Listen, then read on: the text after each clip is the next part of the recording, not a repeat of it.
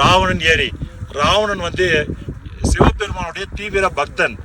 அதனால வந்து ஒரு நாள் என்ன பண்ணுறோன்னா, நம்ம நேரடியாக போயிட்டு சிவபெருமானை சந்திச்சிடணும் அப்படின்றதுக்காக இலங்கையிலேருந்து புஷ்பக விமானத்தில் நேராக வரான் கைலாயத்துக்கு. கைலாயத்தில் இறங்கணும்னு ஆசைப்படும் போது அங்கே நந்தி என்ன பண்ணுறாரு, இங்கே சிவபெருமானும் பார்வதி மட்டும் தனியாக இருக்கக்கூடிய இடம், அதனால உனக்கு இங்கே பார்க் பண்ணுறதுக்கு நாட் அலோடு, உன்னுடைய வெஹிக்கிள் பார்க் பண்ணுறதுக்கு நாட் அலோடு, அதனால நீ வெளியில் போயிடு அப்படின்றாங்க.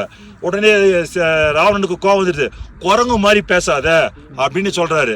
என்னது என்ன குரங்குன்னு சொல்றியா, உனக்கு குரங்காலே அழிவு வரும் அப்படின்னு சொல்லிட்டு 2 பேருக்கு ஒரு சின்ன சண்டை நடக்குது.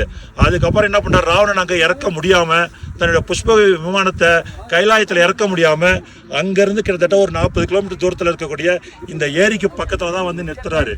இந்த இடத்துல நிறுத்திட்டு நடுவில் ஒரு பாறை தெரியுதுங்களா, அந்த பாறை மேலே நின்றுட்டு எப்படி நின்று இருக்காருன்னா, தன்னுடைய இடது காலை கீழே வச்சு வலது காலை இப்படி எடுத்து வச்சுக்கிறாரு. வச்சுட்டு கையை 2த்தையும் இப்படி தூக்கி வச்சுட்டு ஓம் நமச்சிவாயா ஓம் நமச்சிவாயா ஓம் நமச்சிவாயான்னு சொல்லிட்டு கைலாயத்தை சிவபெருமானை நோக்கி தவம் பண்றாரு. அப்படி தவம் பண்ணும்போது இங்க இருந்து அவர் சொல்லக்கூடிய அந்த உச்சரிப்புகள் கைலாயத்துல கேக்குது.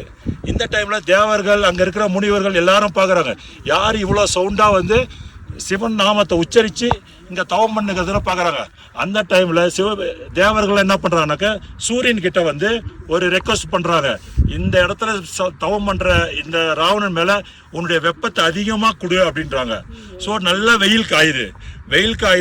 இவனும் தன்னுடைய அடி வயிற்றுலேருந்து ஓம் நமச்சிவாயா சொல்கிறான்.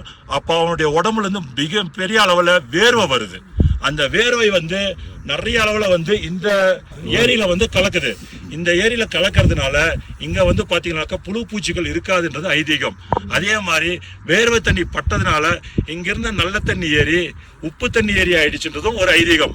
ராவனுடைய அந்த பக்திக்கு மரியாதை செய்து நாம் யாரும் இந்த தண்ணியும் தொடர்றதும் கிடையாது, தூரத்துலேருந்தே தரிசனம் பண்ணிக்கிறோம். இதுதான் ராவணன் ஏரி, ராவணனால் தவம் செய்த ஒரு தலம்.